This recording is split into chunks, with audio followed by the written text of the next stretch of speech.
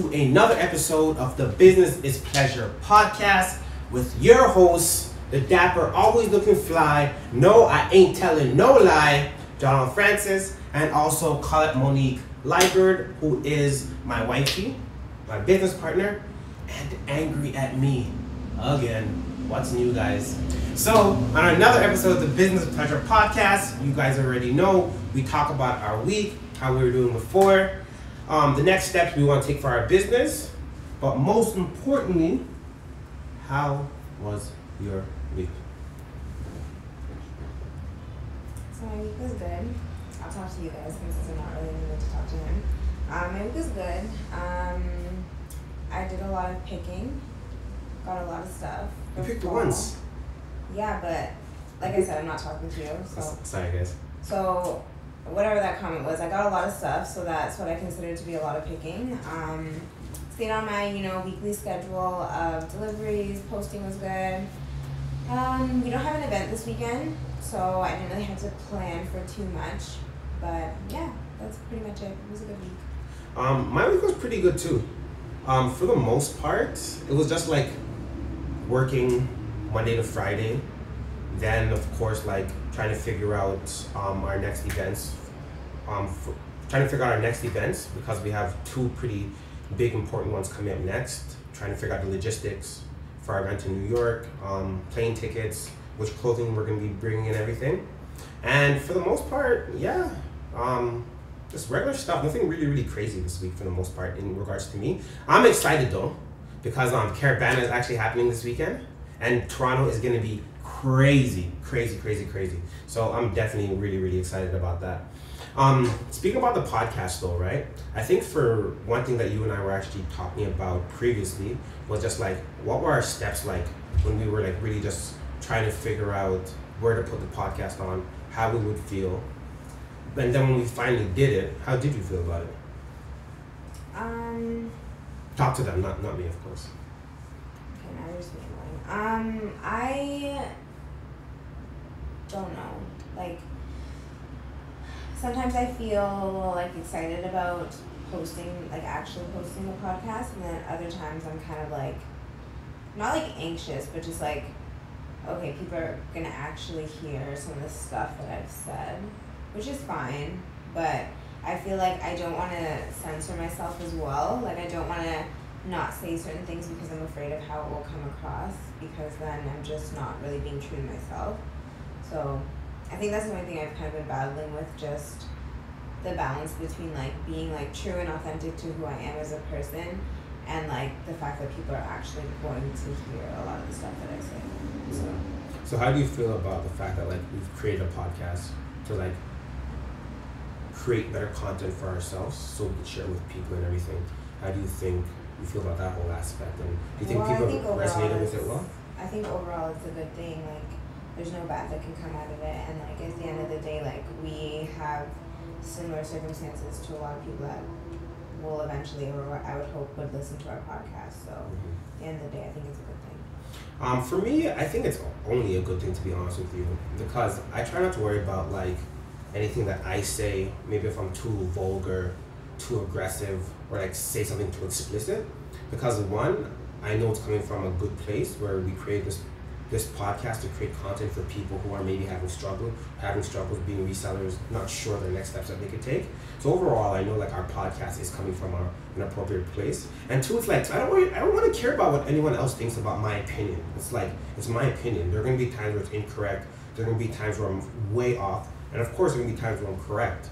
But like, I try not to focus on like the negative aspects of the podcast, because at the end of the day, like, this is just an extension of who we are, and it's a small portion of ourselves that we're giving people. So unfortunately, there are going to be people there that create this image or this narrative of us by only watching us for 2 minutes or 5 minutes. And maybe we will rub them the wrong way. But I'm concerned about the people who are at least gonna tune into us every so often, knowing that they can get good information. And if there are people that are like, hey man, you shouldn't have said X, Y, and Z. Well, unfortunately, like, it's a part of life, and it's bound to happen, you know? And at the end of the day, it's not like it really matters. Yeah, I would hope it doesn't, but like, there's always a potential where that like, maybe something could affect my job and so forth. Maybe I could like hurt someone's feelings, and maybe they don't want to do business with us or whatever, you know. But I think as long as we kind of like know ourselves, we're always true to ourselves, we'll always be fine. Because in the reality, it's like we started this by ourselves, so like, you know, we're gonna have to go through it by ourselves. Of course, we'll pick up people along the way, and so be it, you know.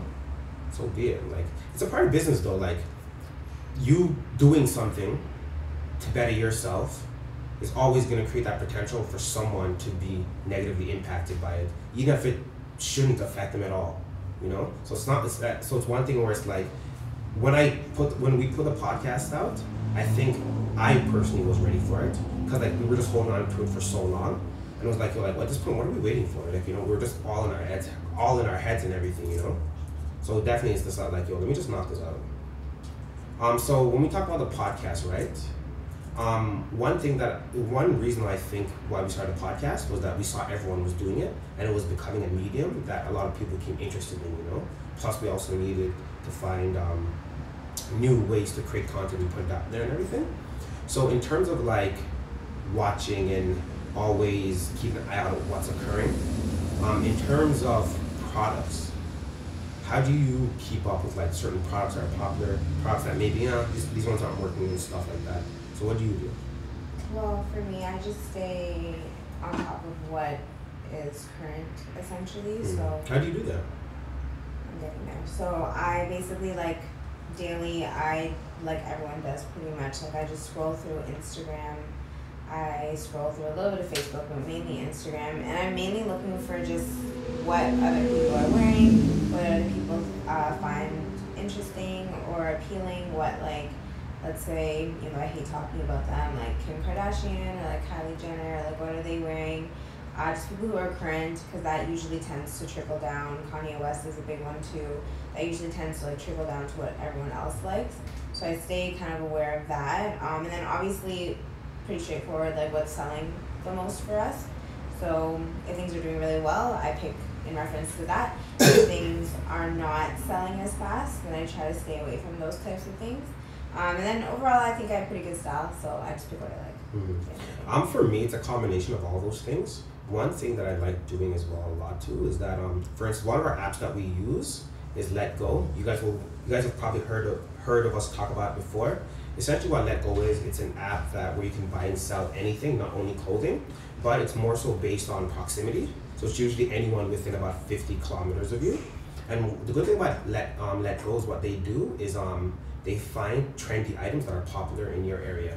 So it'd be like, hey, like a lot of people were buying pink t-shirts last week. And then the week before that, it was Nike running shoes, you know? So it allows us to have an understanding of like what items are currently popular. And it's also really cool too, because like from app to app, that's really gonna change, you know? Like the same market that's gonna be buying on Grailed, you're not gonna see that, you generally won't see that market on Let Go, or you won't see that person on eBay, right? So it's almost as if like we constantly have to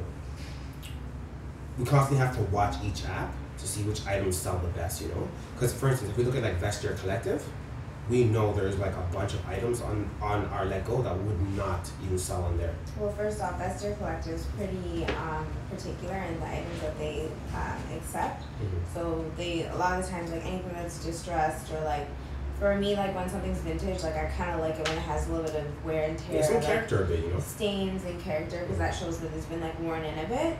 But with Vestiaire Collective, a lot of the times they won't accept anything unless it's in pristine and perfect condition. It can be vintage, but it can't have any like rips or stains or anything like and that. It also has to be like a brand that's fairly well known and fairly popular, right? Yeah. It's not gonna be like no generic brand. They're really, really particular. Exactly. Mm-hmm. So like there are times when I am picking, I'll pick something specifically for Vestiaire Collective, mm-hmm. and I know like I'll put it on the other apps, but I know it's probably going to sell through Vestiaire Collective. Mm-hmm. And it's kind of crazy too, because like when we initially started the business, it's very unlikely we would know something like that, you know? Those are little tricks that you literally learn on the way, you know? Yeah, it just comes with time. And like I feel like that's one of the things that blocks people a lot of the times, or stagnates people from starting or initiating or continuing on with their own business, because like they feel that they need to know literally everything verbatim before they actually initiate what they want to do. So I think like that's just one thing that I try to keep in mind a lot of the times is that like you're not gonna know everything. You're gonna make mistakes. You're gonna do things where you're like, okay, maybe I shouldn't have done that. But at the end of the day, when you look back, you're gonna be like, hey, like I learned from that, and now I know what to do going forward. And also another thing too is that like sometimes you shouldn't be afraid to try new brands. Like perfect example, guys. Like when we initially started doing our whole business, we always saw Carhartt around, and we knew that a lot of people liked it, but we weren't big fans of it, and we didn't think our audience would like it either, you know? So one day, Kat was like, honestly, there are all these Carhartts here. Let's test the market out, and let's see what happens. But I actually wasn't testing the market. So I kind of did like a calculated assessment. Actually, no, it wasn't calculated at all. So I watched this show called Teen Mom sometimes. And on Teen Mom, they'd always wear, like, there was one person on it who would always wear, like, the Carhartt hats, like, all the time.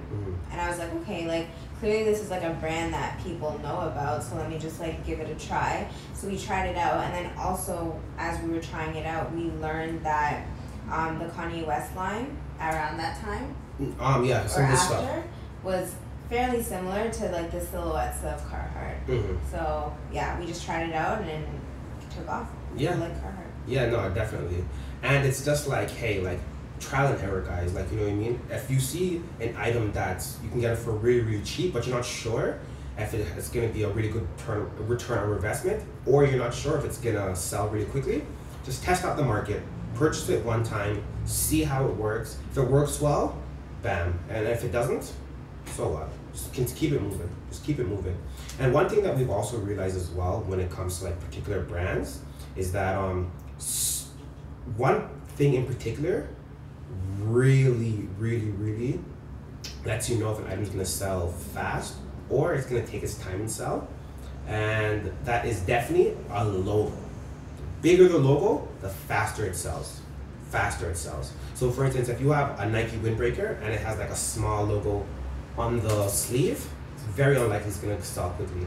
Yes, Nike's always been known for its quality, great structured jackets, and really cool designs. But the unfortunate thing is that if people don't see that logo and don't know what the brand is, they're less likely to purchase it right away. But if you had that same Nike jacket now, but it had a big swoosh right through the center, that's gonna go away selling quickly.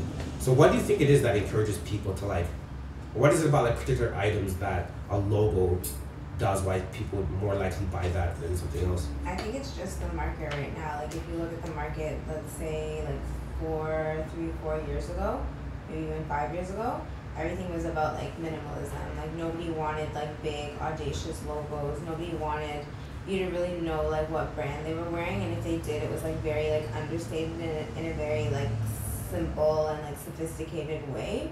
But nowadays, like people want you to know that they're wearing like $1,000 t-shirt, or like they just want you to know like the brands that they're wearing, and they want you to not have to question or guess about it, which is fair. Like it's just like the style that's in right now. I don't necessarily know the reason behind it. I just think that for whatever reason, minimalism fell off and people are back in with the loud and outrageous styles. In the next couple of years, like it'll probably flip back again. I have a theory, and for me, this is my theory. One is that fashion's on a continuum. Of course, we all know it's recycled. Things are constantly going in and out. Another reason why I think this is happening is, two, people are hella pretentious. People want other people to know their status, know how much they're worth. And also, like, wearing a particular brand, you're essentially sending a message to people, like, hey, this is what I'm about. It's not always accurate on point, but it is a small extension of yourself. But I think one of the major reasons why, like, branding has become so popular nowadays is the influence of the internet. It's so easy for people to start their brand nowadays. So really good brands, legacy brands, have to find ways to constantly compete with everyone else. So now they're forced to put their logos every single where, because everyone's clothing essentially the same. The only difference now is the brand. You stand behind this brand, you know? So now they're forced, like, okay, there are a million other people in the same game now. So what can we do to make sure we stand out ever so slightly? That's what I personally think it is. Yeah, I think. Or like, part of it at least. Partially, because people have been pretentious since the beginning of time. So there has to be something else that like factors into it. I think definitely like just the accessibility of like Instagram and like the internet, not only Instagram, the internet. Yeah, but just like it's more than the internet. It's just like that quick connection that you have the ability to have with anyone. So like obviously like there's people, or like any person would want to like have some way to like differentiate themselves or stand out, or like tell a little bit more about themselves through just say like a picture or a video. And like you can do that through clothing, but you can also take it a step further by doing that through specific brands and stuff like that. Mm-hmm. So I think that has something to do with it too. But at the end of the day, it's gonna change. Yeah, definitely. And it's kind of unique though, because I remember when I was more so like into minimalism, I felt as if like you kind of had to like do a bit more work to figure out your outfits, because you're like, hey, like I gotta blend these tones with these styles, make sure this structure. Not really. Everything was basic. Maybe you didn't.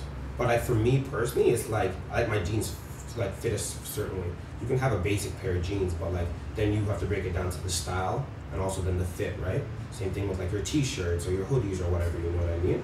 And like nowadays where I feel as if like with overly branding, it's as if like the brands are telling people's story instead of them telling their own story of being like, hey, like this is with this because of this reason, not just because it's bait, not just because it's off-white, you know what I mean? Right now people feel like they're more inclined to buy something strictly because of the name more than ever before.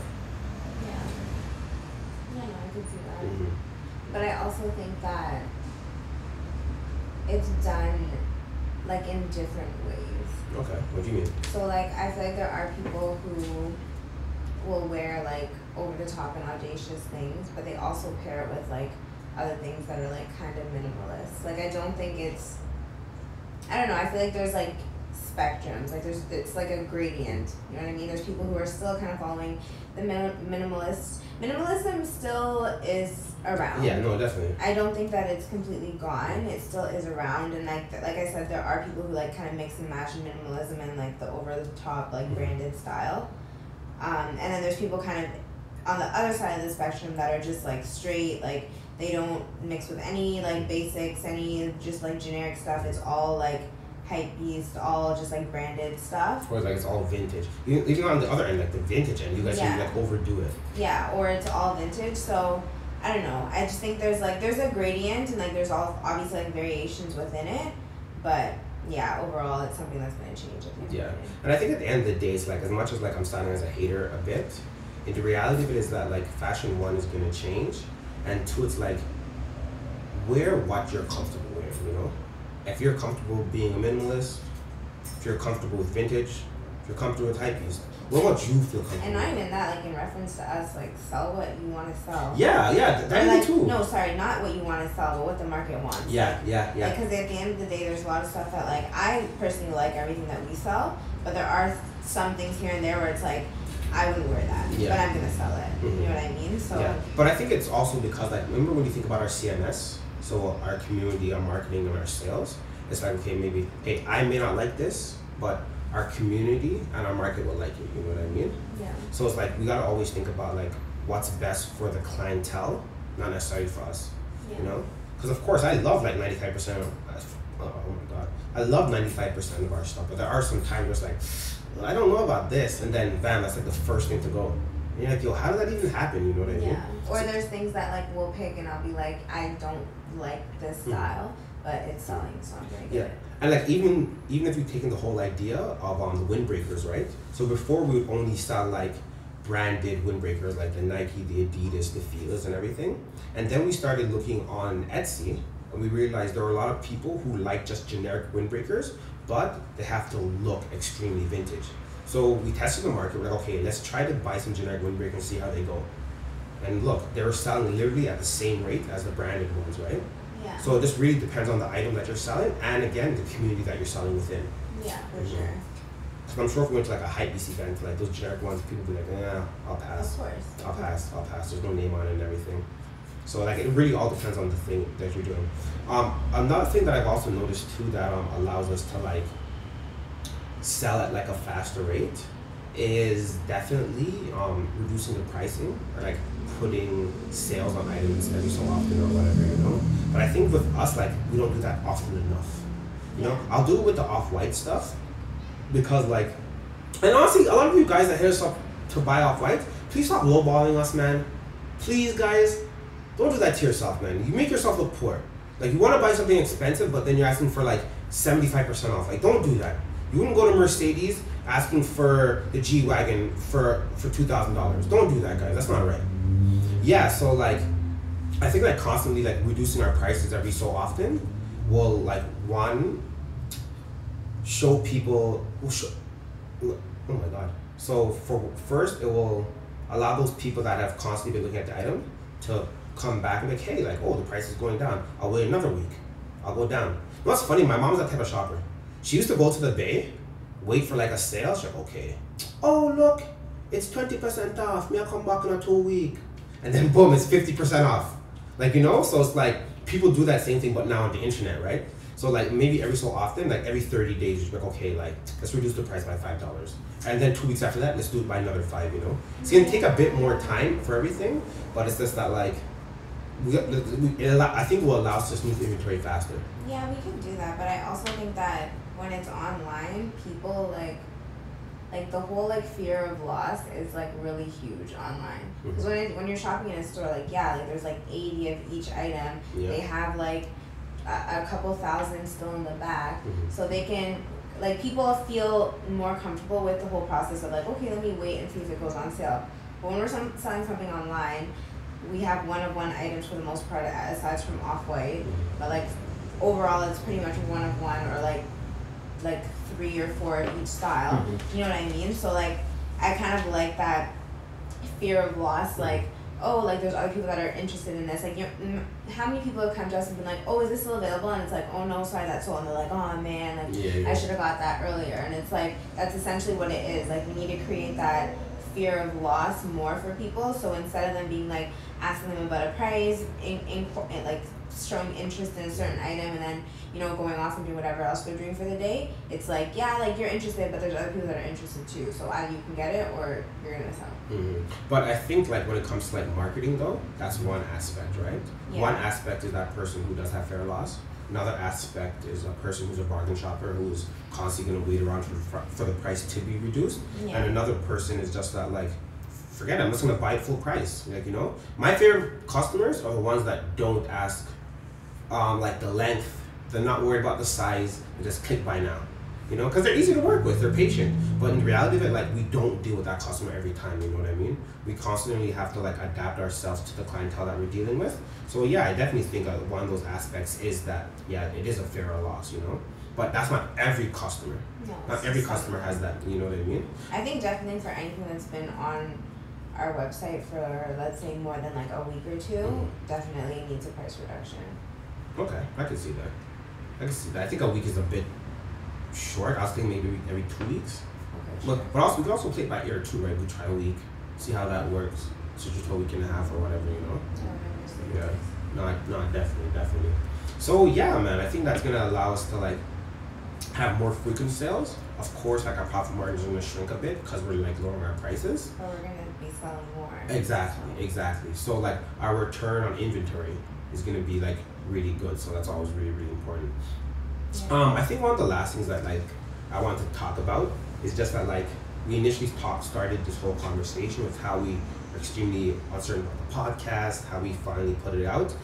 But I want to see the podcast grow. I think it can be like a really good tool for us to really communicate with our community. Not only the people who want to be resellers or our customers, but the people who are already within the industry so we can showcase them as well too, right? So I think about having guests on the podcast, you know, I think that would be a really, really cool thing for like collaborations and helping push one another's company, whoever the guest may be, you know? Yeah, and at the end of the day, like, we only know so much. Like, I feel like we're smart enough to know that, like, we don't know everything. So having other people that are kind of like in, not the same industry, but just in business in general, and like in some sort of relationship, whether that's like romantically or not, just like a business relationship, I think that it's a good, like good information to provide people who are listening to the podcast for something a little bit different. Yeah, because I think a lot of people our age, like I have a bunch of friends that are like starting businesses, doing businesses, and they're doing it with other friends, right? And you have a bunch of friends, same scenario. So now to like get outside of our circle and really interact with people that have been doing this for maybe just as long or longer than we have. It'd be cool, man. And I think it's also really important to be like realistic about what starting your own business means, but also having like a realistic lens on it, but also being as positive as you can be, because like there's a lot of negativity around entrepreneurship. Like, I'm not going to go into it, but there's a lot of like negative things that people can say and have to say about it. So I think like having guests on it is just another example of like, yeah, like the realistic life of what being an entrepreneur is, but also like the good stuff, the positive stuff, and like seeing like another group of people doing it and being successful at it. You know, I think that's important for people who are starting out to see. No, definitely. And that's why I always want to showcase as well too, right? I was watching the Will Smith podcast not too long ago, and he always talked about like authenticity. And sometimes I feel as if like a lot of these companies, it's difficult for them to just be so straightforward and honest, because it may put them in a negative light, like, oh well, we didn't sell anything today, you know, well, we didn't make as much as we did last week, you know, so let's leave that information out, you know.